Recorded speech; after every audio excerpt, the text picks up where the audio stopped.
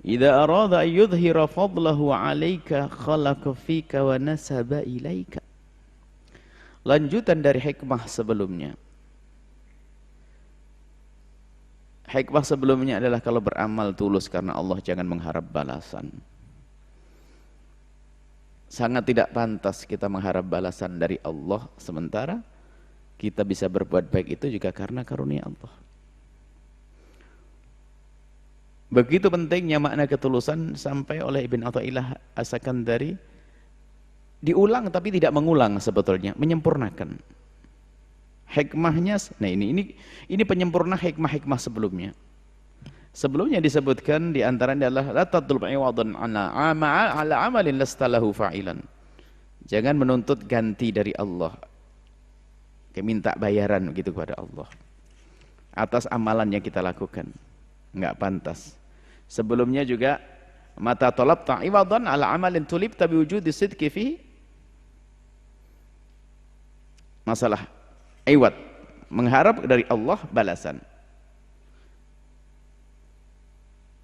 Mata tolab ta'iwadun ala amalin tulib tabi wujudin sidki, ini sebelumnya. Bahwa enggak pantaslah kita kalau berbuat baik kepada Allah, melakukan kewajiban dari Allah, kemudian kita menuntut kepada Allah, ya Allah mana? Seolah-olah berkata, ya Allah mana gajiku? Mana pahalaku? Karena apa? Kita bisa berbuat baik itu karena Allah berkasih sayang kepada kita. Disempurnakan hikmah sebelumnya tadi dengan idza arada yudhira fadlah. Allah itu kalau hendak menampakkan kemurahan dan karunia, kemuliaan Allah alaika kepadamu, khalaqa fika, Allah menciptakan sesuatu kepadamu kebaikan-kebaikan, wa nusiba ilaika, dinisbatkan kepadamu. Allah menciptakan akhlak yang baik pada dirimu,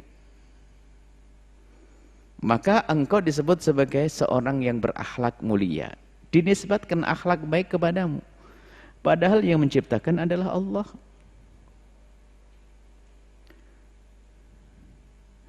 Allah memberikan kecerdasan kepada seorang hamba, Allah yang memberi, sehingga seorang hamba disanjung kalau dia cerdas. Siapa yang cerdas? Hamba tersebut. Padahal yang ngasih cerdas siapa? Allah. Itulah karunia Allah, memberikan kepadamu sesuatu lalu dinisbatkan kepadamu.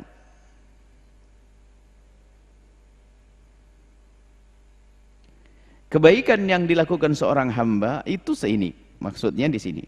Semua kebaikan yang dilakukan oleh seorang hamba itu sesungguhnya karunia Allah yang Allah tampakkan kepada hamba tersebut.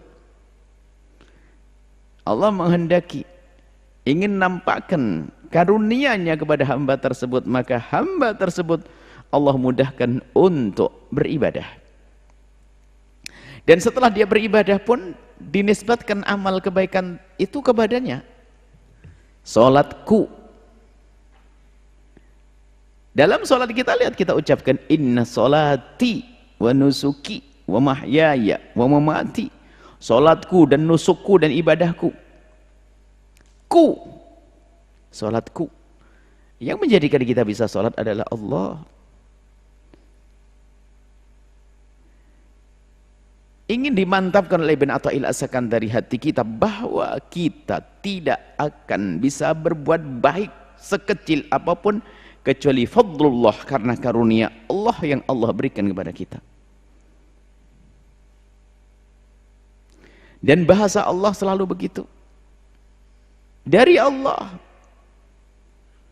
Ya kayak kemarin kita misalkan seorang anak kecil dikasih oleh ayahandanya uang, kemudian suruh berderma. Setelah dia berderma, kamu anak dermawan wahai anakku. Yang ngasih duit siapa? Bapaknya. Sayang, ini mau ke masjid kan? Iya bah, sholat Jumat. Jangan lupa nih, abah kasih duit.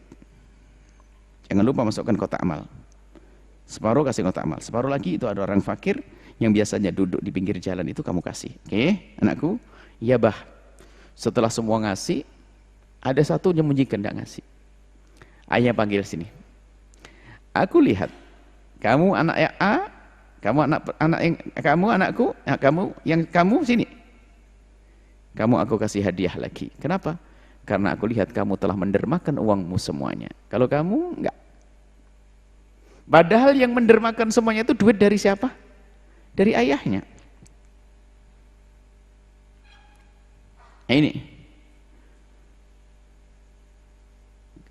Kemudian di saat seandainya sang ayah itu minta, aneh sekali. Itu kan anak kecil, pernah ngasih anak kecil, setelah kita ngasih kepada dia, giliran kita minta nggak boleh. Nah, anak kecil ini kan nggak paham, padahal yang ngasih kita, si kue dibagi, saya minta sayang, nggak boleh. Nggak boleh. Namanya anak kecil. Kalau anak dewasa dan berpikir, ngerti yang ngasih siapa? Yang ngasih kita. Lah kita dalam beribadah ini kelas anak kecil atau kelas dewasa? Kalau kelas dewasa, kelas sadar kepada Allah, yang menjadikan kita sholat adalah Allah, sujud Allah. Maka kita beribadah ini karunia dari Allah, pilihan Allah, nikmat dari Allah, kita bisa sujud. Apakah seorang hamba yang sadar akan makna ini kemudian berkata, mana pahalaku ya Allah? Ini. Dan Allah di dalam banyak salat apa dalam ayat-ayat yang lain disebutkan tentang yang serupa maknanya dengan ini.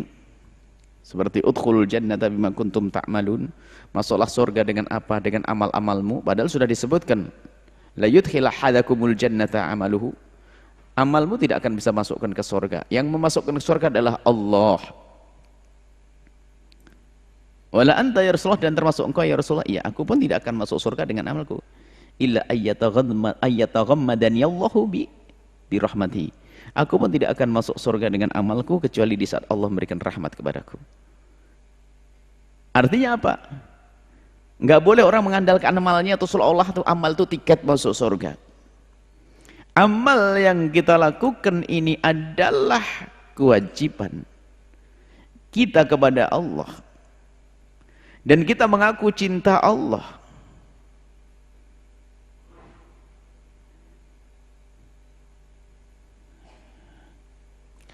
Seorang suami yang sangat mencintai istrinya di tempat yang jauh.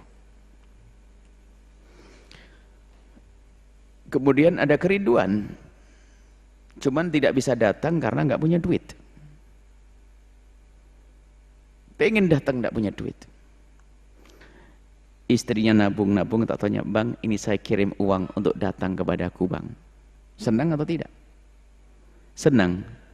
Ini cinta dengan manusia. Jadi hadiah yang istimewa dari istrinya adalah dibelikan tiket tadi. Gara-gara tiket bisa datang kepada istrinya. Bisa menuai kerinduannya kepada istrinya. Seorang hamba yang mengaku dirinya cinta kepada Allah, kemudian Allah beri kepadanya kekuatan, kayak tiket tadi, kesempatan, kekuatan, kemauan, kemampuan untuk memadu kasih dengan Allah, menghadap kepada Allah, beribadah. Apa yang semestinya dilakukan oleh hamba yang bisa sholat tadi? Berterima kasih, terima kasih kepadamu ya Allah, telah kau mudahkan aku untuk sholat. Kalau tadi suami, terima kasih wahai istriku, kau kirim tiket sehingga aku bisa datang. Apa bedanya?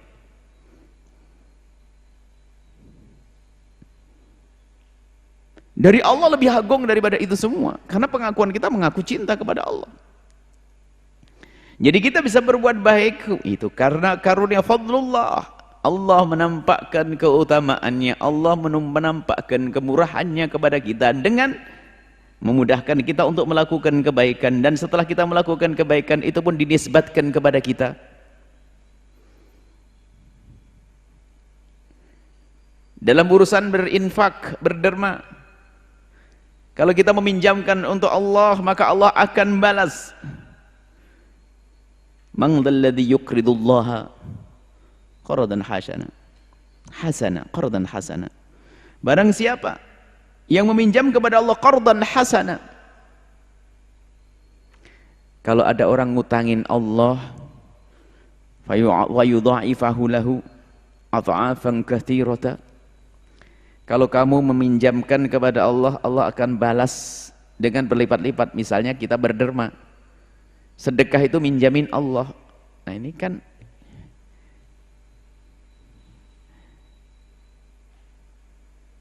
Allah Maha Kaya, bahasanya meminjam.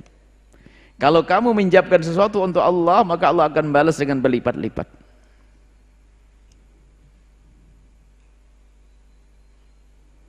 Kalau orang Yahudi menanggapinya dengan kebodohan, kita kaya kalau begitu, sampai Allah minta untuk dipinjami. Kenapa kita menyembah Tuhan yang fakir? Bodoh dia.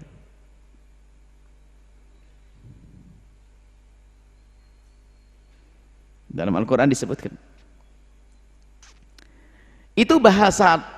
Allah tidak perlukan itu semua, itu bahasa. Padahal yang memberi uang adalah Allah. Seperti anak kecil tadi, yang minjemin uang ke abah, sini, hebat. Yang minjamin uang ke abah, sini, hebat. Meminjam. Kalau anak cerdas, ayah, kenapa harus pinjam? Bukankah ini uang darimu, ayah? Ini anak yang cerdas. Kalau anak kecil,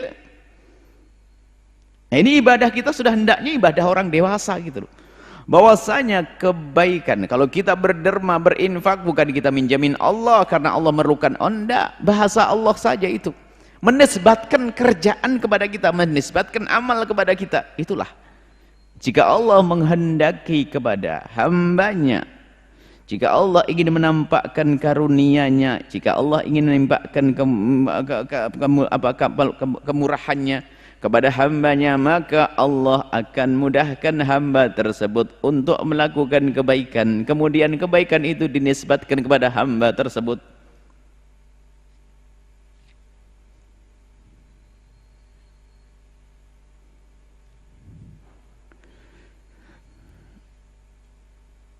Syekh Muhammad Said Ramadan Al-Buti membaca hikmah ini, beliau mencermati sisi lafaz. Kalimat idza arada, jika Allah menghendaki. Seolah-olah ada orang yang tidak dikehendaki. Sesuai dengan yang ada di pemahaman beliau adalah kalimatnya seperti ini, seolah-olah begini. Min tamami fadlihi alaika.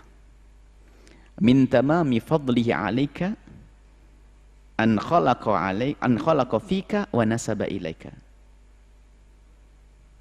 Termasuk kesempurnaan nikmat Allah kepadamu adalah menciptakan sesuatu dan dinisbatkan sesuatu tersebut untukmu, padahal yang membuat adalah Allah, milik Allah. Kalimat min tamami sesuai dengan yang disampaikan oleh Syekh Muhammad Said Ramadan, min tamami artinya apa? Semua orang itu sudah dikasih oleh Allah, disempurnakan lagi. Tidak ada yang tertinggal, semua orang. Dan semuanya takbir yang benar. Cuman Syekh Muhammad Said Ramadan Al-Buti mencari, cuman aku mencari nas seperti yang saya fahami dan seperti yang saya hafal kok tidak ketemu.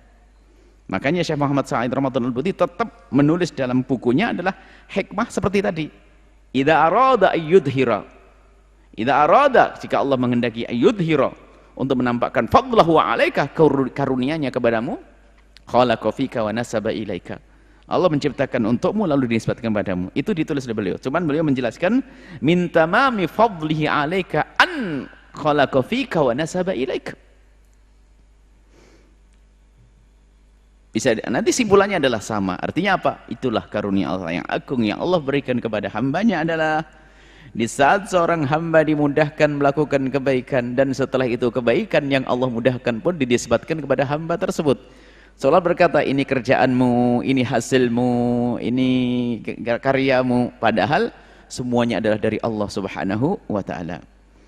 Ini adalah pungkasan daripada hikmah-hikmah yang semakna, yaitu pemantapan bahwa ketulusan itu sangat penting. Jadi kalau kita ingin berbuat baik karena Allah, hendaknya hanya karena Allah Subhanahu wa ta'ala. Sebisa mungkin hindarkan daripada mengharap balasan dari Allah, biarpun balasan itu sudah dijanjikan oleh Allah. Artinya jangan sampai seolah-olah kita ini kalau sudah berbuat baik sudah punya surga. Ini di muqaddimah atau di awal-awal hikmah. Syekh bin Athaillah Sakandari mengingatkan nggak boleh kita mengandalkan amal kita.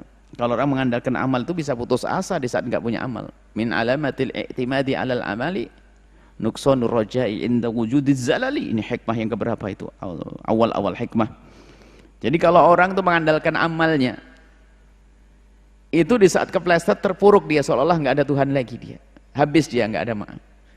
Tapi orang sebagai manusia ini lihat, kalau dia meyakini bahasanya amal kebaikan yang bisa ia lakukan ini karena kemudahan yang Allah berikan, maka akan muncul di hatinya rasa syukur yang tinggi, rasa syukur yang dalam atas karunia tersebut, syukur kepada Allah. Dan di saat seorang hamba itu, lihat, dan di saat seorang hamba itu kepleset dalam dosa, dia langsung kembali kepada Allah karena hanya Allah yang bisa mengangkatnya, nggak akan putus asa. Yang mengandalkan amalnya akan putus asa karena dia merasa amalnya sudah nggak benar, lalu dia putus asa, maka putus asa adalah termasuk hamba yang dimurkai, dikutuk oleh Allah. Bahaya sekali. Kemudian kalau orang yang mengandalkan amalnya itu bisa mengandalkan amalnya kemudian dijadikan amalnya itu seolah-olah pengganti surganya, maka itu masuk wilayah tidak tulus.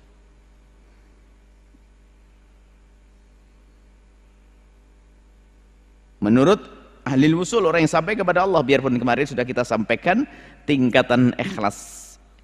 Orang ikhlas paling tinggi berbuat baik bukan karena surga dan bukan karena mengharap pahala dari Allah. Minta pahala boleh, tapi tidak atas dasar ibadah. Tapi kalau ada orang berbuat baik karena mengharap pahala dari Allah, ya sah-sah saja. Cuman itu tingkat ikhlas kelas rendah. Berbuat baik ingin dapatkan surga. Surga makhluk Allah. Tapi kelas ikhlas itu lumayan. Masih lumayan ikhlas karena surganya pun dari Allah. Yang tidak dianggap ikhlas adalah berbuat baik karena ingin dilihat oleh manusia, bukan ingin disanjung Allah. Tapi kalau berbuat baik karena mengharapkan surga masih aman, selamat dia, wilayah ikhlas. Cuman ikhlas kelas bawah, tapi masuk ikhlas. Tapi ikhlas tertinggi adalah berbuat baik bukan mengharap surga dan juga bukan mengharap pahala, tapi karena sadar dirinya adalah seorang hamba. Seorang hamba kemudian dia berbuat baik karena dirinya seorang hamba, bukan karena takut kepada neraka, bukan karena mengharap surga. Berbuat baik karena Allah.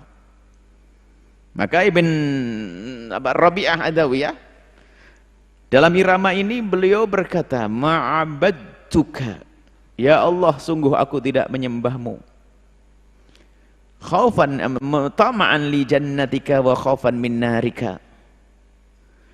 Ya Allah, sungguh aku tidak menyembahmu karena aku mengharap surgamu atau karena aku takut nerakamu. Walakinni wajadtuka rabban tastahiqqul ibadata fa'abadtuka. Akan tapi ya Allah, aku menemukan engkau adalah zat yang pantas disembah, maka aku sembah engkau. Dalam hal ini Rabi'ah Adawiyah tidak merendahkan surga dan tidak meremehkan neraka. Beliau menjelaskan hakikat ibadah ya begitu. Ma'abadtuka ya Allah, sungguh aku tidak menyembahmu khaufan min narika, karena takut nerakamu, wala tama'an fi jannatika, dan bukan karena mengharap surgamu. Walakinni wajadtuka rabban tastahiqqul ibadata fa'abadtuka. Akan tapi aku telah menemukan engkau Tuhan yang layak disembah, maka aku sembah. Orang yang tidak paham berkata perkataan Rabi'ah Adawiyah mengatakan Rabi'ah Adawiyah sombong, nggak butuh surga. Oh tidak, bukan beliau tidak perlu surga. Perkataan Rabi'ah Adawiyah adalah puncak keimanan, keikhlasan. Yang tidak paham menyalahkan. Ini termasuk satahat yang menyesatkan katanya. Oh tidak, kalau omongan Rabi'ah Adawiyah ini salah, yang benar tuh kebalikannya. Kalau Rabi'ah Adawiyah omongannya salah, kebalikannya berarti benar. Coba kebalikannya bagaimana? Ya Rabb, abadtuka khaufan min narika wa tama'an li jannatika. Ya Allah, aku menyembahmu karena aku mengharap surgamu dan karena aku takut menerakamu. Ini yang pertama. Wa ma'abadtuka li'annaka rabban tastahiqqul ibadata. Dan aku tidak menyembahmu karena sebagai Tuhan, karena engkau sebagai Tuhan yang layak disembah. Lawannya kan begitu. Yang pertama, abadtuka, aku menyembahmu khaufan. Ma'abadtuka, aku tidak menyembahmu khaufan, diganti abadtuka khaufan. Jadi seolah ini, lawannya begini, ya Allah, aku menyembahmu karena mengharap surgamu, dan aku menyembahmu karena aku takut nerakamu, bukan karena engkau Tuhan yang layak disembah, ya Allah. Lah, ini kurang ajar. Makanya yang tidak faham omongan Rabi Adawiyah ini tersesat dia. Padahal Rabi Adawiyah mengucapkan kalimat itu puncak ketulusan. Ma'abadtuka khaufan min narika wala tama'an li jannatik. Walakinni wajadtuka Rabban tastahiqqul ibadata fa'abadtuka. Ini. Jadi tingkat ikhlas kelas tinggi adalah beribadah hanya karena Allah, tidak mikir. Maka kalau sudah orang seperti itu, lihat tingkat ketulusannya akan terpancar dalam perilakunya, kerja tanpa pamrih. Bahkan setiap kali beribadah dia beribadah lagi. Maka imamul mukhlisin, sayyidil mursalin, habibina sayyidina Muhammad sallallahu alaihi wasallam, yang sudah dijamin surga tertinggi, ternyata beliau melakukan salat hatta tawarramat qadamah, sampai dikatakan kaki beliau membengkak.